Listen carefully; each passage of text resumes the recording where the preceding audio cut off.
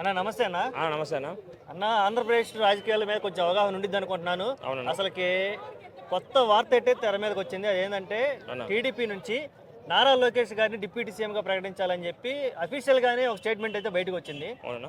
Already deputy CM గా పవన్ కళ్యాణ్ గారు ఉన్నారు కదా, అవునన్నా. మళ్ళీ ఇప్పుడు ఈ వార్తలు రావడం వెనక ఏమన్నా కుట్ర జరిగే అవకాశం ఉందంట? అన్న ఓకే అన్న, నాకు తెలిసిన విషయం చెప్తున్నా అన్న, అది తప్పకుండా కుట్రనే అన్న.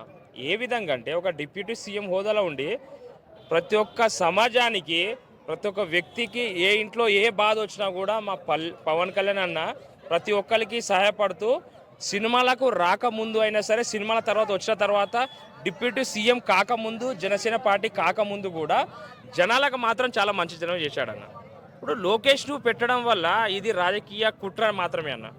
ఇది 100%. మేమైతే యాజ్ ఏ ఫ్యాన్స్గా కాదు కదా, ఆంధ్రప్రదేశ్ ఏ సమాజ పౌరుడైనా సరే దీన్ని ఒప్పుకోవాల్సిన అవసరం కూడా లేదన్న.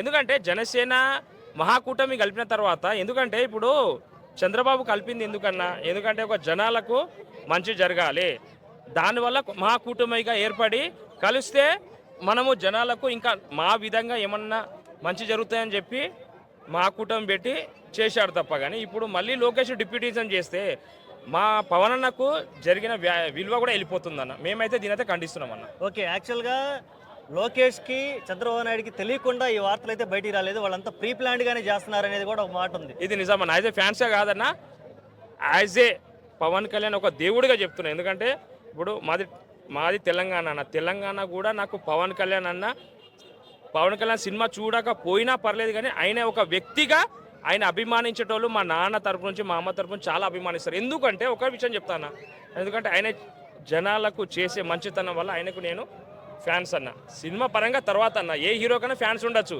బట్ ఏంటంటే ఒక మనిషి మంచి చేస్తేనే ఒక దేవుడిలాగా ఫీల్ అవుతారన్న. మా తెలంగాణ మాత్రం చెప్తున్నా, ఆంధ్రలాగా చెప్తున్నా కదా, ఒక విధంగా మాత్రం ఒక వైసీపీ టీడీపీ చేసుకున్న కుట్ర అన్న. ఇదైతే మేము దీనికి ఖండిస్తున్నాం. ఇంకొక చిన్న వార్త వచ్చింది, చేసేయండి లోకేష్ గారిని డిప్యూటీ చేసేయండి, కాకపోతే అప్పుడు సీఎం గా పవన్ కళ్యాణ్ గారు ఉంటారు అన్న. ఏ విధంగా చేస్తారన్న? ఆయన డిప్యూటీ చేస్తే ఈయనకే విలువ ఉంటుందన్న. మా అన్నకే విలువ ఉండదన్న. పవన్ కళ్యాణ్ సీఎం గా చేయమంటున్నారు అన్న. అట్లా అంత విధంగా కాదన్న. ఆయన నువ్వు డిప్యూటీ సీఎం గా ఆయన అయితే అన్నారు అన్న.